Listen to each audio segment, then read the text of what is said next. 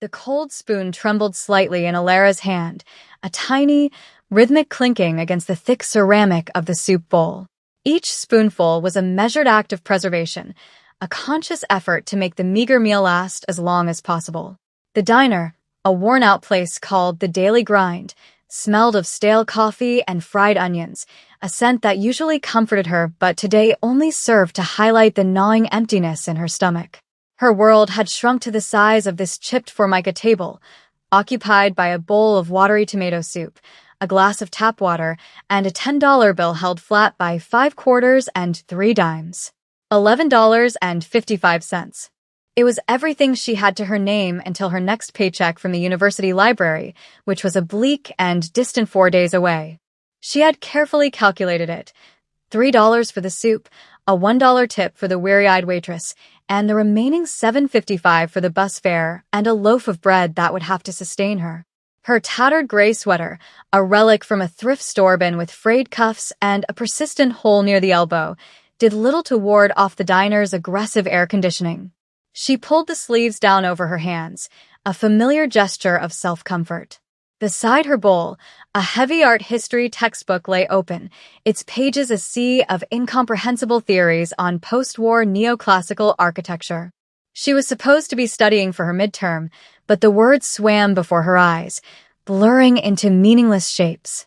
How could she focus on the structural integrity of European facades when her own life felt so fragile, so close to collapsing? She was 20 years old, a scholarship student at a prestigious university, a fact that felt like a cruel joke every time she had to choose between a textbook and a proper meal. She was living a life of profound contradiction, surrounded by the promise of intellectual wealth while mired in the stark reality of physical poverty. A man sitting alone 3 tables away caught her eye. He was a stark anomaly in the humble diner. While the other patrons were a collection of tired office workers and elderly regulars in faded flannel, he was dressed in a suit so dark and exquisitely tailored it seemed to absorb the light around it. He sat with a ramrod-straight posture, his presence creating a silent, invisible perimeter. He wasn't eating, merely nursing a cup of black coffee, his gaze fixed on something beyond the grimy window. He had an ageless quality. He could have been 30 or 45. His features were sharp and defined, with dark, intelligent eyes that seemed to miss nothing. There was a stillness about him, a coiled energy that was both captivating and intimidating. Alara found herself watching him, not out of idle curiosity, but with the trained eye of an art history student. He was like a piece of living sculpture, a study in contrasts, his refined elegance against the diner's grimy backdrop, his serene composure against the clatter and chatter of the lunch rush. He looked completely and utterly alone, yet not in a way that invited pity. It was a self-contained solitude, a deliberate choice. He had finished a full meal earlier, a steak, from what she'd seen, and had been sitting with his empty plate for some time. The waitress, Brenda, a woman with tired lines etched around her eyes, approached his table and quietly placed a small bill holder beside his coffee cup. He gave a slight, almost imperceptible nod, his attention never wavering from the world outside the window. Alara returned to her soup, feeling a flush of embarrassment for staring.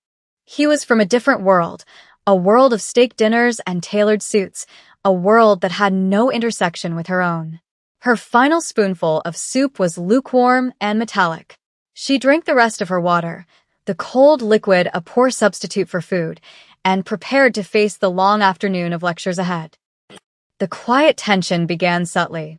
Alara was counting her money again, arranging the coins into neat stacks, when she noticed the waitress returning to the man's table. Brenda's expression was no longer one of tired indifference. It was laced with confusion and a hint of professional anxiety. The man spoke to her in a voice too low for Alara to hear the words, but the tone was unmistakable. It was calm, smooth, and utterly devoid of panic. It was the sound of authority, not apology. The man made a slow, deliberate gesture, patting the pockets of his suit jacket.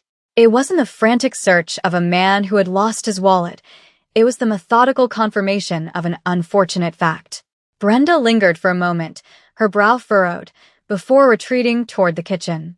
A few minutes later, she returned with the manager, a portly, balding man named Arthur, whose perpetually sour expression suggested he'd seen every possible excuse for an unpaid bill. Arthur's voice was not low. "Is there a problem here, sir?" he asked, his arms crossed over his ample stomach. The man in the suit finally turned his attention from the window, his dark eyes meeting the manager's. "There is no problem," he replied, his English perfect but tinged with a subtle accent Alara couldn't place. "There has been a miscalculation on my part. I have neglected to bring my wallet." Arthur's expression soured further. "A miscalculation? Sir, the bill is $37. You ate the steak special. You need to pay for it." Alara's heart began to beat a little faster.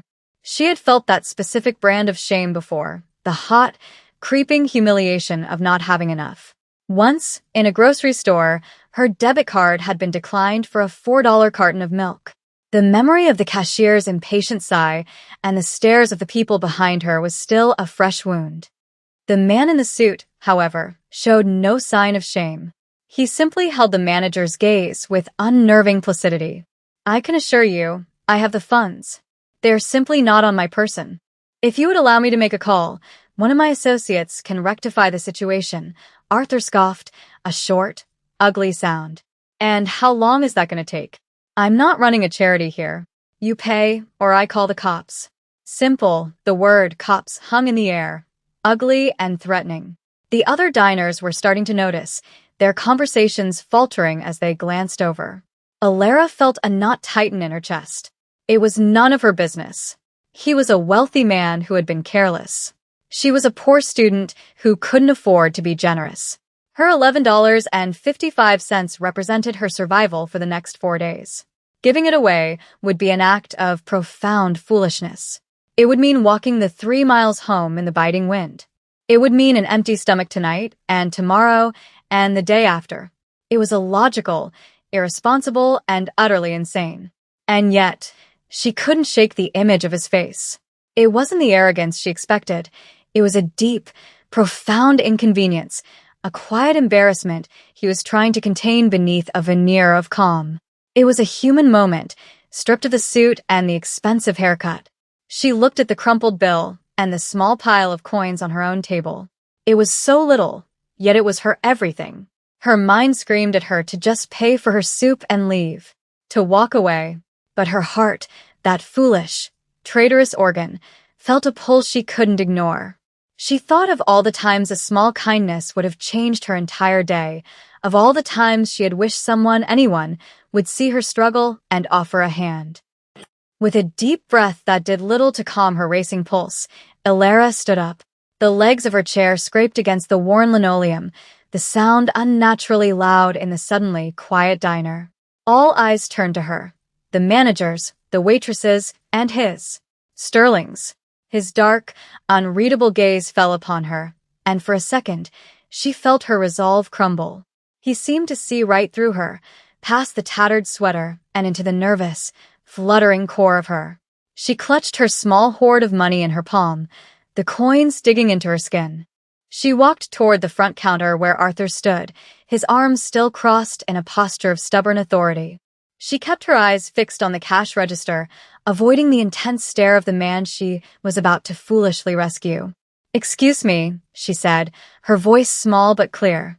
I can pay for it." Arthur swiveled his head to look at her, his expression a mixture of disbelief and pity. "You? Kid, do you know how much it is?" He said $37, she murmured, her cheeks burning. "Yes.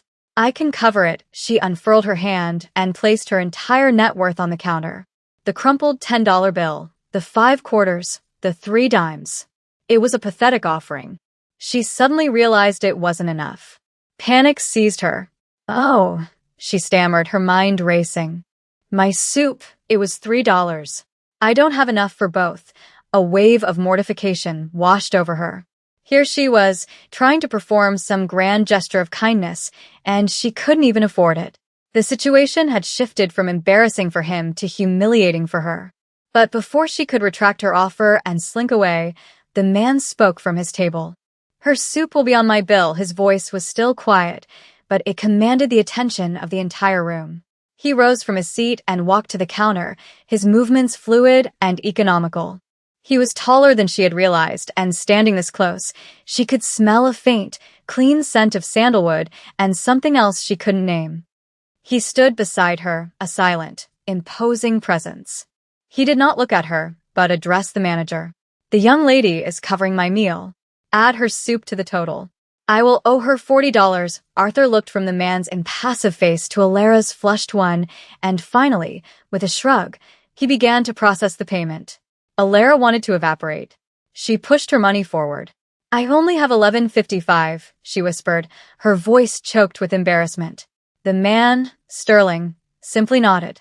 "Then I will owe you $11.55, he looked at Arthur. "The remainder will be settled," Arthur, seemingly decided that this was too strange a situation to argue with, simply grunted and took her money. He punched a few buttons on the register and the transaction was over. The immediate crisis was resolved, but a new one had just begun for Alara. She had nothing left. No money for the bus, no money for bread, no money for anything. She turned away from the counter, grabbing her worn backpack from her table. She shoved her heavy textbook inside, her hands trembling. She had to get out of there before the full weight of her decision crushed her. She could feel his eyes on her back as she moved toward the exit. The diner door, with its little bell that was supposed to jingle cheerfully, felt like the portal to a very bleak few days. Just as her hand touched the cool metal of the door handle, his voice stopped her. "Wait," she paused, her back still to him, unable to face him. "You did not have to do that," he said. "It was a simple statement of fact." "It's okay," she mumbled toward the door. "Everyone has a bad day." She pushed the door open, desperate for the anonymity of the bustling street. "What is your name?" he asked, his voice closer now. She risked a fleeting glance over her shoulder. He was standing just a few feet away, his expression serious, intense. "Alara," she breathed, and then she was gone, slipping out into the cold afternoon air, the little bell marking her escape. The wind whipped at her face, a harsh reminder of the long walk ahead. The adrenaline faded, replaced by a cold, hollow dread. She had acted on an impulse of compassion, and now she would have to pay the price. The next few days were a lesson in austerity. Alara walked the 3 miles to and from campus, her worn-out sneakers offering little protection against the hard pavement. The walk home, in particular, was punishing as the early autumn evenings grew colder and darker. Her diet consisted of the last 2 packets of instant ramen she had in her cupboard and countless glasses of water to trick her stomach into feeling full. Hunger was a constant companion, a dull ache that made it even harder to concentrate on her lectures. The memory of the diner, of the man in the suit, felt like a strange fever dream. She found herself oscillating between a sense of quiet pride in her action and a wave of deep, pragmatic regret. She had helped a stranger, yes, but she had jeopardized her own well-being in the process. Was it nobility or foolishness? She couldn't decide. On the 3rd day, she was in her sanctuary, the university library. The towering shelves, the scent of old paper and binding glue, the profound silence. It was the one place where she felt a sense of peace. Her job was simple: reshelve books. It was mindless, solitary work that allowed her thoughts to wander. She was pushing a squeaky cart through the deserted history section in the library's subbasement, a place few students ever ventured. The only sound was the low hum of the fluorescent lights overhead. As she reached for a heavy tome on Byzantine art, a voice cut through the silence, low and familiar. "Alara," she froze, her hand hovering in midair. Her heart leaped into her throat. She slowly turned. At the end of the long, narrow aisle, flanked by shadows, stood Sterling. He wasn't wearing the sharp suit from the diner. Instead, he was dressed in dark trousers and a simple black cashmere sweater that probably cost more than her entire wardrobe. He looked less like a businessman and more like a predator in its natural habitat, silent, watchful, and perfectly at ease in the shadows. 2 other men, large and impassive, stood discreetly a few aisles down, their presence a silent testament to his importance. How did you find me?" she whispered, her voice barely audible. The cart of books felt like a flimsy shield between them. He took a slow step forward, his expensive shoes making no sound on the polished concrete floor. "Your name is not a common one." And you are carrying a textbook from this university, he explained, as if it were the simplest puzzle in the world. It was not difficult to find a student of art history named Alara. He stopped a respectable distance from her, but his presence seemed to suck all the air from the aisle. I came to repay my debt. He held out a crisp, white envelope. It was thick, and she could see the edges of $100 bills through the paper. She stared at the envelope, then back at his unreadable face. The desperate, hungry part of her screamed to take it. It would solve all her problems. It would mean food, a new sweater, maybe even a new pair of shoes without holes in the soles. But another part of her, the part that had paid for his meal in the first place, recoiled. No, she said, her voice firmer than she expected. That's not necessary. I didn't do it for a reward. He didn't seem surprised or offended. He simply lowered his hand, his gaze never leaving her face. I am aware, he said softly. Kindness, without expectation, is a rare commodity. It should not go unrewarded. On the contrary, it should be protected. His choice of words was peculiar, almost formal. The way he said protected sent a small shiver down her spine. It hinted at a world where kindness was a vulnerability, something that needed guarding.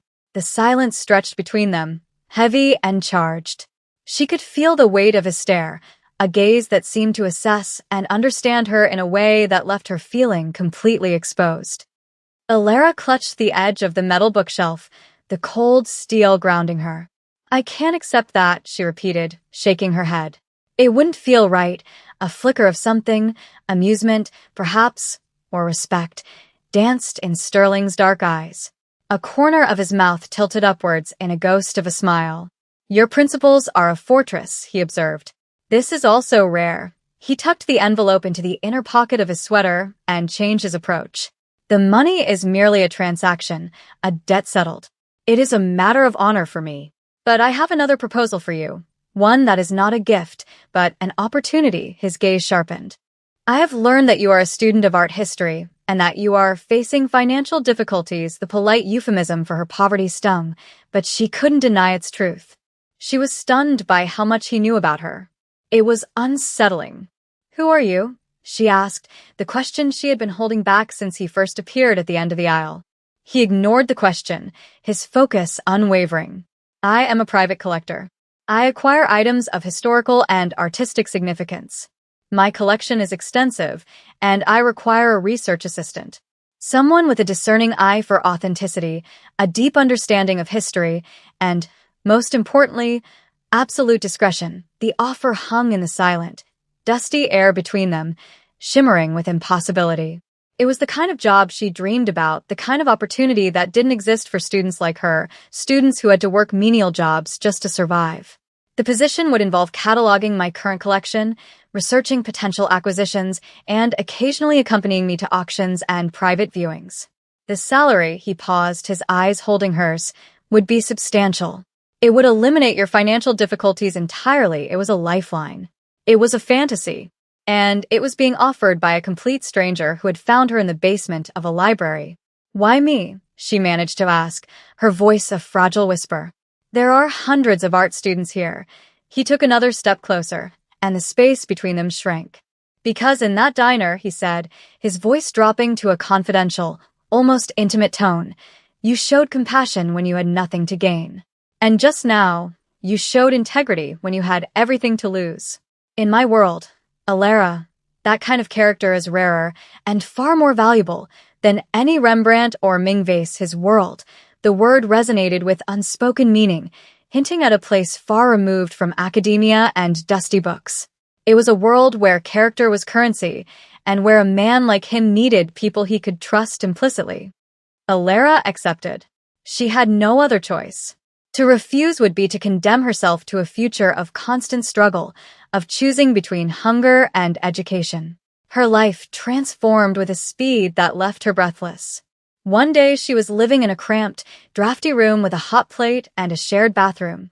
The next, she was signing a lease on a beautiful, light-filled studio apartment in a safe neighborhood, the first and last month's rent paid for by in advance on her salary.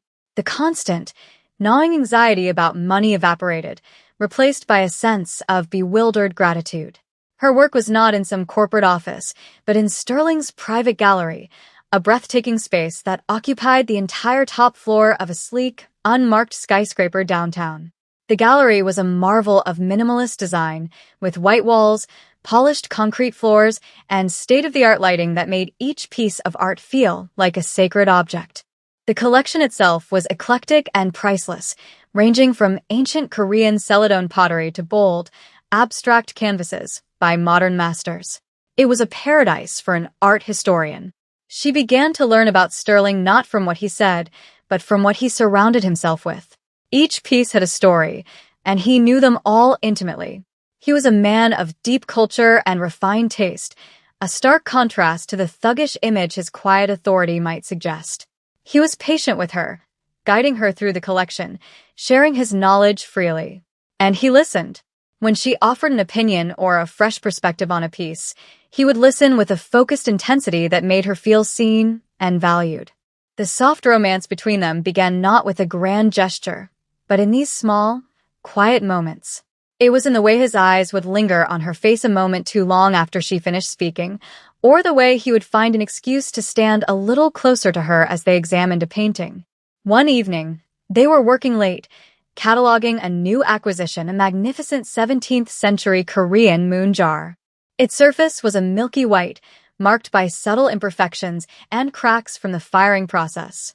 "The imperfections are its history," he said, his voice a low murmur beside her. He gently traced a fine crack with his finger. "They do not diminish its beauty. They prove that it has survived. They give it a soul." He looked up from the jar and met her gaze. In that moment, Alara felt he was no longer talking about pottery. She felt he was talking about her, about the frayed cuffs of her old gray sweater, about the struggles that had marked her. A few days later, a long, flat box from a high-end boutique was delivered to her apartment. Inside was a cashmere scarf in a soft shade of charcoal gray, impossibly warm and luxurious. There was no note, but she knew it was from him. It was a silent, thoughtful gesture that spoke volumes, a gentle replacement for the threadbare comfort she had clung to for so long. She started to see the man behind the mystery, the quiet solitude, the immense power. She saw a man who valued beauty, strength, and survival, in both his art and in the people he chose to have around him. And she found herself, much to her own surprise, falling for him. A year slipped by, transforming Alara in ways she could never have imagined. The timid, perpetually worried student was gone, replaced by a confident young woman who could expertly negotiate with art dealers and speak with authority on the nuances of Italian Renaissance brushwork. She was on track to graduate with the highest honors, her tuition no longer a source of crippling debt but a simple, settled expense. Her relationship with Sterling had deepened into a complex tapestry of professional respect, genuine friendship, and a powerful, unspoken emotional current that flowed between them. The strict lines of employer and employee had long since blurred. They now shared quiet dinners in the gallery after the staff had gone home, surrounded by silent masterpieces, discussing everything from art and philosophy to their own carefully guarded pasts.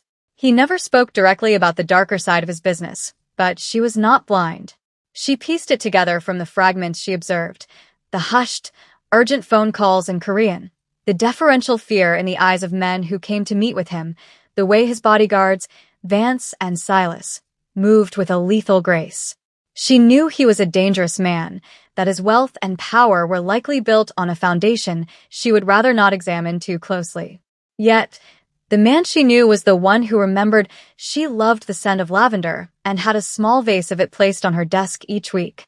The man she knew was the one whose rare, genuine smile was reserved only for her, a sudden, brilliant flash of light in his otherwise serious demeanor. He was a man of profound contradictions, and she found herself drawn to every single one of them. One cool autumn night, they were standing on the terrace of his penthouse, which was situated directly above the gallery. The city sprawled below them, a glittering carpet of a million lights. The wind was gentle, carrying the distant sound of sirens. He had been quiet for a long time, staring out at the skyline. "My world is a complicated one, Alara," he said suddenly, his voice low against the vastness of the night. It is often a dark place, built on rules you would not understand. She turned to face him, the city lights reflecting like stars in her eyes. She was no longer intimidated by him, no longer the frightened girl from the diner. She saw him clearly now, a powerful man, a lonely man, a man who had shown her more kindness than anyone else in her life. "You brought light into mine, Sterling," she said softly, using his first name in a way that felt both daring and perfectly natural. He turned to her, his expression softening in the dim light. He reached out and took her hand, his fingers warm and strong around hers. "No," he said, his voice thick with an emotion she had never heard from him before. "You were always the light. I just gave you a place where you were safe enough to shine." He leaned in, his movements slow and deliberate, giving her every chance to pull away. She didn't. He pressed his lips to hers. The kiss was not passionate or demanding, but it was filled with the weight of a year of unspoken feelings. It was a kiss of gratitude, of respect, of a deep and profound connection that transcended their different worlds. It was the quiet, inevitable culmination of a single act of kindness in a rundown diner, a promise of a future she had never dared to dream of. 3 years later, Alara stood at the entrance of a newly inaugurated gallery, not as an assistant, but as its director. The Sterling Foundation, which she now managed, had become one of an influential force in the art world, not for its acquisitions, but for its philanthropy. Under her guidance, its primary mission was to fund scholarships and provide opportunities for underprivileged art students from backgrounds like her own. Tonight was the opening of a special exhibition showcasing the work of the Foundation's first scholarship recipient, a talented young painter from the city's poorest neighborhood. The gallery was buzzing with a sophisticated crowd of critics, collectors, and patrons, but Alara's attention was fixed on the young artist. The girl, a brilliant painter named Jordan, was standing before her largest canvas, looking overwhelmed and awestruck. She was wearing a simple, slightly faded sweater, and the sight sent a jolt of memory through Alara, so potent it was almost dizzying. She remembered the feeling of that tattered gray fabric, the chill of a world that felt cold and indifferent. She saw her former self in the young artist's eyes, the same mixture of fierce ambition, raw talent, and gnawing insecurity. A warm hand settled on the small of her back, a familiar, grounding touch. Sterling moved to stand beside her, his presence a quiet comfort. He wore a perfectly tailored tuxedo, but to her, he was just the man who saw her when no one else did. He followed her gaze to the young artist. "You have given her a world of opportunity," he said, his voice a low murmur meant only for her. "You've changed her life." Alara leaned her head against a shoulder, a gesture of easy intimacy that spoke of years of shared trust and affection. The city lights twinkled through the gallery's large windows, a familiar backdrop to their life together. "No," she whispered, a soft smile playing on her lips. A bowl of soup changed her life. Sterling turned his head, his cheek brushing against her hair. He understood completely. He knew that this gallery, this foundation, this entire evening was the final, beautiful ripple spreading from a single, impulsive act of compassion. It was the legacy of $11.55, given freely by a girl who had nothing, to a man who had everything but couldn't find his wallet. They stood together in comfortable silence, two people from impossibly different worlds, now intertwined as one. They watched as a wealthy collector approached the young artist, his checkbook already in hand. They were witnessing the beginning of another life transformed. Alara closed her eyes for a moment, a wave of profound gratitude washing over her. She had learned that kindness was not a transaction. It was a force of nature. It was a seed that, when planted in the unlikeliest of soil, could grow into a forest of possibilities. Her small act of charity in a greasy spoon diner had not been an end, but a beginning. It was not a simple payment for a stranger's meal. It was an investment in destiny, his, the young artist's, and most unexpectedly of all, her own. It was a thread of fate, pulled by a girl in a tattered gray sweater, that had unraveled a life of hardship and woven a masterpiece of purpose, hope, and love.